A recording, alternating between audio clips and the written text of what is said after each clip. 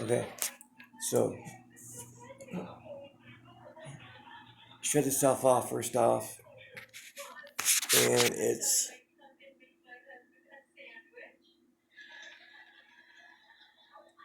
I don't know what it says in there. It's 16:45 on 3/16, 2020. So, um, if if someone is in a position that either the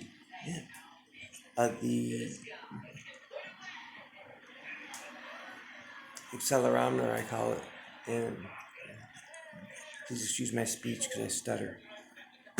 Um, and the accelerometer, it is at a position either negative or positive on the ball thing.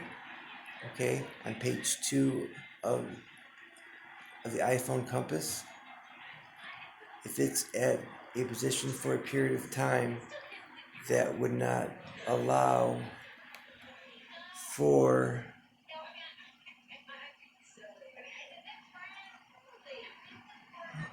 I was on top of a rooftop. It's weird because they're covered with tarps, which is odd. Anyway, I'm followed around by people all day. They make comments and stuff.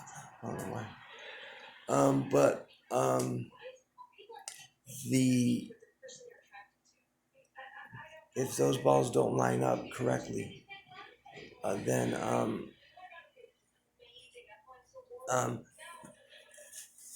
it will notify either either that the officer or the firefighter or whoever's wearing it is in a position in need of help. Okay, like recently, um, here in California, in Riverside County, LA, or no, it's outside LA, but a CHP officer made a traffic stop on a vehicle. He was writing the ticket, and I guess the subject went back to the vehicle, and he obtained a rifle, and he shot and killed the CHP officer while he was completing a citation. He was not, at least I don't think, he was going to be taken to jail or anything like that, but the dude just went nuts and grabbed the rifle out of the vehicle because he allowed him to get some personal items that was going to be towed, and he shot him. And I saw the news reports or the video, and he was next to the car the officer was on the ground. And they had the video footage of these guys suiting up, okay, and waiting to go get this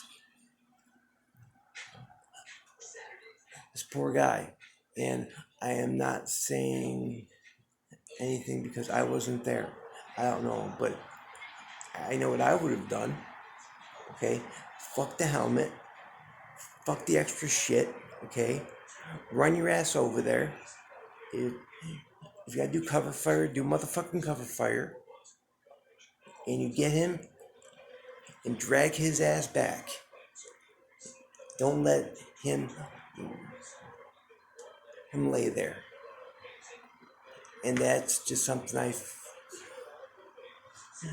can't get over. I was watching 4 guys in back of a Crown Vic, just waiting. How long? How long did it take for these guys to find him? He was off the freeway. Okay, it was on like an overpass. It was Riverside County. Okay, but I saw 2 or 3 different agencies there. It was Sheriff's Department. It was Riverside, I think, City. It was CHP. It was whatever.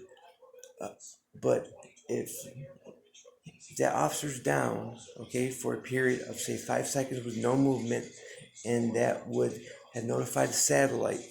Okay, that satellite, I called it the uplink, but that satellite, it would immediately clear a channel for emergency traffic. Emergency traffic would then, it would, by using GPS on cell phones, on radios, on whatever, and find the closest units, fire trucks, ambulances, helicopters, and get them fucking rolling immediately. Okay, because you don't know if he's bleeding out, if he's got a wound that needs an occlusive bandage. A rifle's going to go right through a vest, right through it because of the speed. We're 2,000 miles, or I'm sorry, we're 2,000 feet per second, okay, which is about 3,200 miles an hour, okay? And that rifle is going to go through a vest like butter. So every second counts. And that being said, I wrote that up to LAPD. I gave it to him. It was handwritten. I emailed uh, Joe Dazinski. I was going to ASU at the time. Okay, about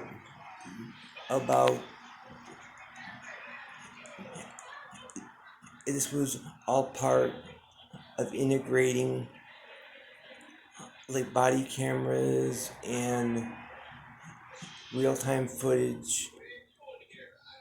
But I mean, you could do baby steps even. If there's no movement, it notifies dispatch, which would then have mutual aid type thing with GPS. Okay, like Phoenix Fire. Okay, they dispatch by GPS. If you're a Tempe fire truck, you're closest to a call in the city of Phoenix, like say you're driving by, you get the call. It's the way it works. And in the Phoenix Fire alarm room, there's like a map almost on the dispatch consoles. It shows where engine 703 is, engine 724, because they go to the grocery store or coming back from a call or whatever, and they go by the closest vehicle. I think that depends on the priority of the call, of course, and whatnot. But in Arizona, to be a firefighter, all firefighters are EMTs, and so they respond to mostly medical calls. And until recently, like Mesa didn't have a separate like fire medical. Used to be Southwest Ambulance they would transport, and now they've got Mesa Fire Medical up at Phoenix. We transport level 1, or most important. But I don't know in specifics. I was transported by Phoenix Fire once. I was in a car accident, and that was at 15th and McDowell. That was in like 2000 or 2001. And so, but there's a bunch of different ambulances in Phoenix, like Lifeline, and Southwest was bought out by somebody else, and like Rural Metro was part of Southwest, and they're down in Tucson, and anyway, so it would get all those people rolling, and you would know exactly where he was down, exactly. Not general direction, not relying on people driving by and saying, I see a car with the lights on, and there's no one around, and okay, sir, so where's this car? And did you get a number of the car? No. all this would be immediately available on the MDT and pop up description of the officer, description of the car, description of the type of the car, a picture of what a Charger looks like, or a Caprice, or an Impala, and what the decals look like, okay? Because sometimes you're not familiar. And what kind of light bar they have. Okay, so you know what you're looking for. LEDs, rotators, it all matters. And so I don't know if that would have made a difference or not. It may not have, but that was an example of something that could be a determining factor in saving a life. And again, I'm not trying to cause problems, anything like that. I'm trying to save lives, okay, before I die. And I know I ain't got tons of time left. And I know that I've got Lou Gehrig's disease. I know that Dawn hid a bunch of stuff from me and forged a bunch of paperwork. And Joe's afraid of getting sued by me because I heard that out of his mouth. I just don't want Bob to sue me. I don't give a fuck. Okay? And truthfully, I give a fuck about money. I would like money, okay, because if I gotta live, I would like to donate a bunch of money. I would like to help people on the street the most I could. I would play baseball for minimum wage. I said that before. And yet they want to hire me because I was a felon 12 years ago.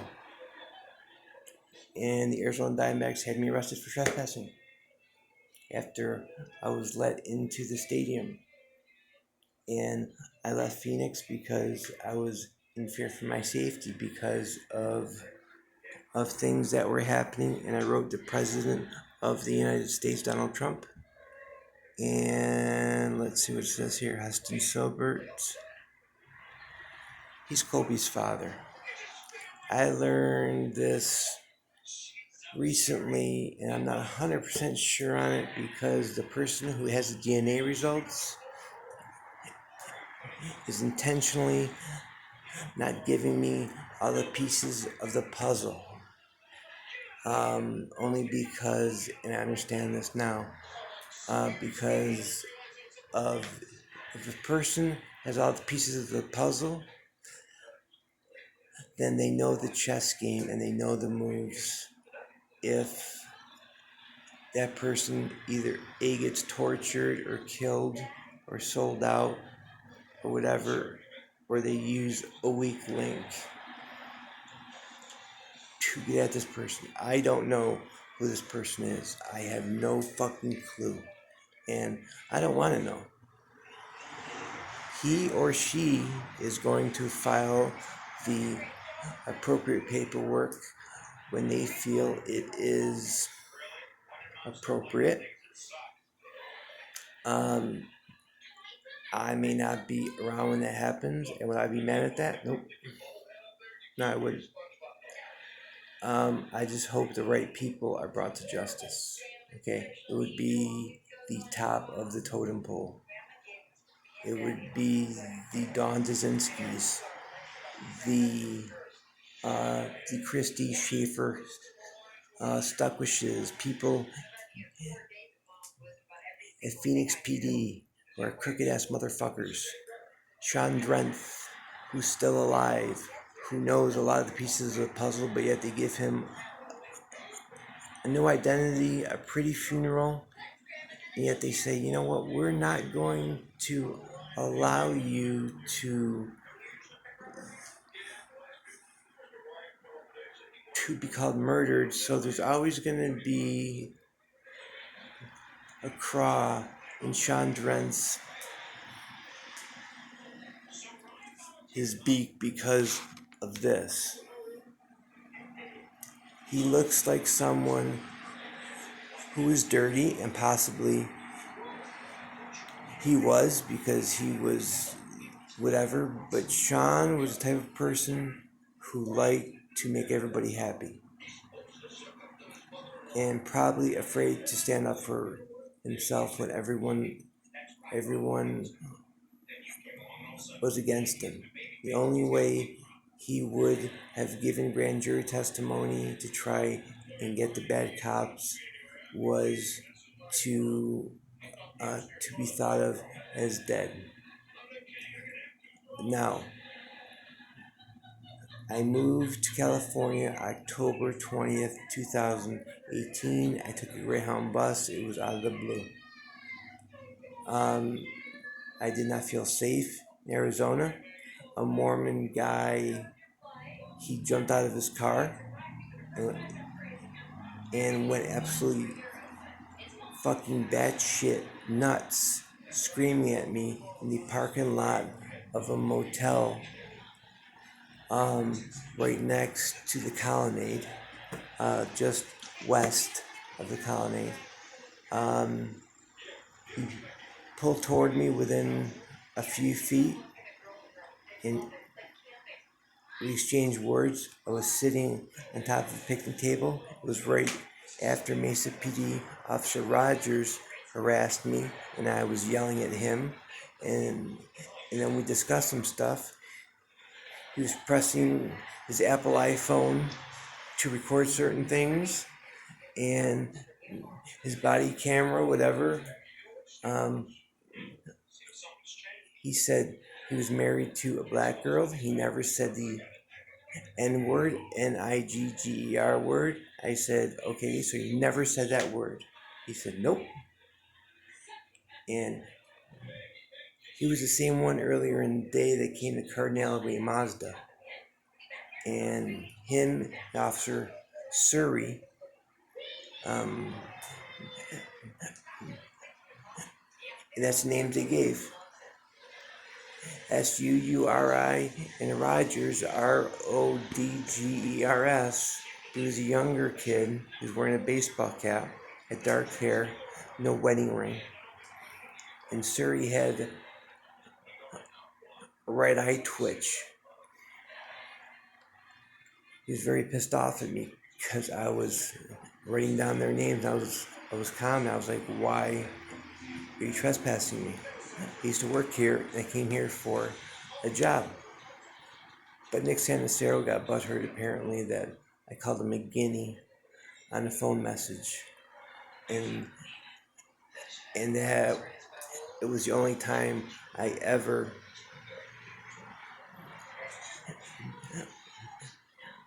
got mouthy with Nick Sanacero or left him a message saying he was a guinea. So I never again contacted him or anybody from Cardinal Mazda.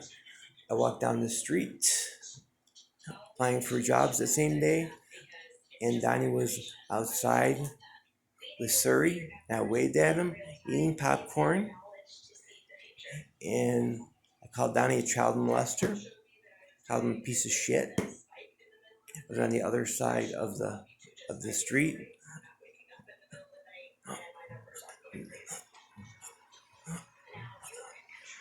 And on the same side of East Valley Nissan, because I applied a bunch of jobs. Heggs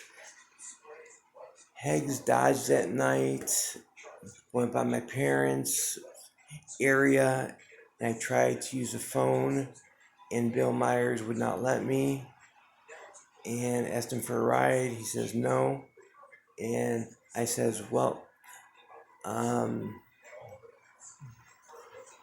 a friend of mine from the cash shelter said that my parents had been shot by Mesa Police Officer Chen.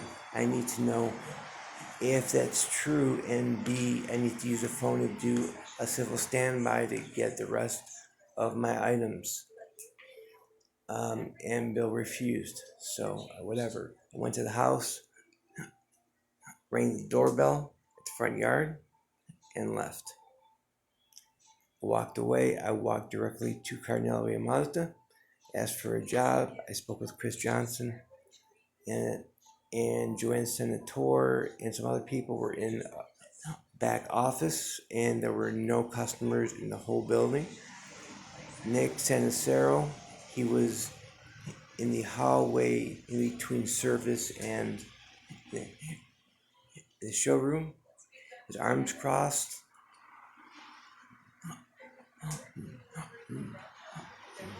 watching TV, and we got into an argument, and I said, Nick, I said, the reason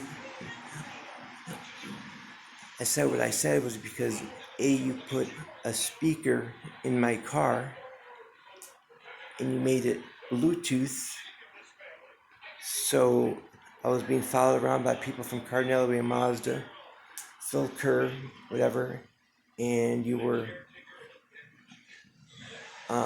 illegally recording my lease 2015 Mazda 3 in the color of titanium flash mica, and I was finding gas that was missing out of the car. I would fill it up. It would only go about 225 miles, and the only places I would go would be the batting cages, or ASU Polytechnic, or ASU Tempe. And I kept the log of the times I left, times I arrived. It didn't add up. So someone had an extra key to my Mazda 3 and was taking it and driving it without my consent, and no one had another key. Okay, the only other key, it was in my mom and dad's possession. It was a spare key, and it was a remote keyless entry and a push button start. And that it could be overrode, okay, a couple different ways, and Mazda employees would know that, but I would run out of gas all the time. My gas gauge was wrong. The last morning I had the vehicle, I saw Stephanie's son running away from the car. He used to go to my methadone clinic, and I drove after seeing him running away from the car. He's a freckled kid, kind of tall, slender, and I had a problem with him. He offered to sell me Xanax in the parking lot of my place on Isabella. I said, no, dude, I was sober at the time. I said, no, thank you. So, and that was a different day than the day he was taking off on foot from my car towards like Dobson Road. I drove to the Circle K. I was inside for approximately 2 to 3 minutes. Came out. I prepaid for like $2 worth of gas. I put $2 of gas in it, and it would not start. So a chip was taken from it or something. And I found a bunch of damage inside the interior of the car. And I said, you know what? I'm done. I left the car right there. I told the lady it wouldn't start. I was going to park it. And left the keys in it. Walked away from it. Was not contacted by my dad for 2 days. And he wanted to know where the car was. He already knew where the car was. I knew he knew where the car was, because Brian McFadden and his son were playing I'll toss the teener of cocaine. Brian McFadden is a liar, and Phil Kerr's little snitch, and likes to plant things places. And he was told by Phil Kerr to drive by, find my car, and plant that cocaine in my car. Or if he got caught, to say that he found this and then call the police. I was told that they had the car under surveillance. Here comes Brian. He gets the teener of coke from his son, and he's going to plant it in my car, and they move in on him, handcuff him and Justin, and he becomes a snitch for the Mesa police. And Phil Kerr didn't know this at the time. He still doesn't know it, but now he probably does. So you wonder why an auditor, without your knowledge, entered the dealership after hours, and your numerous cameras because of your paranoid personality. Philip Kerr and Son and Donnie Mortier. It wasn't just a child porn that you downloaded on your phones and on your computers and the stuff you would jack off to in your offices, but also it was the little operation of stealing cars that you had going on and blaming things on Robert Dzinski, that who was the weakest link because I was, quote, a dirty cop, right? According to Phoenix, who's got so much dirt on their face that they look like they got moulage on their face. If you know what moulage is, it's old school like theatrical makeup. It was used for medical training. So, I'm not a soldier. I don't try to be a soldier. I don't try to be a tough guy. I've got some medical training. I was emergency medical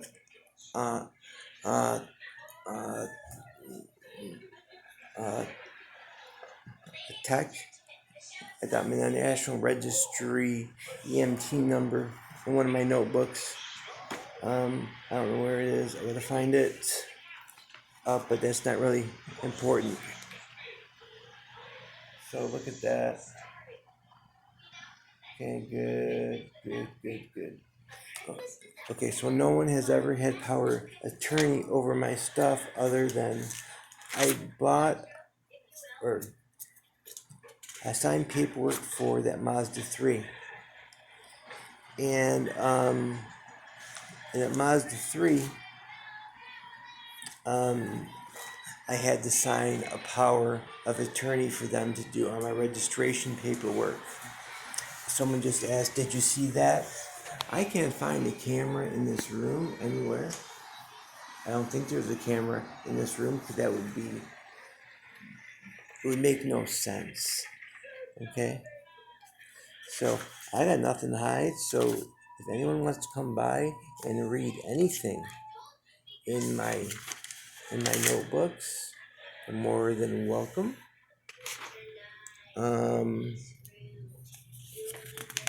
Except the police, of course, because I don't trust them. And I told the officers that the other night. I don't trust LAPD yet. I don't trust it because I don't trust Phoenix PD. So I'm not going to tell you where my things are as far as video equipment, but I will tell you this. New holes in the ceiling or in the wall are not made by me. The old one was covered up, and that's new. Okay? It's been there for a while.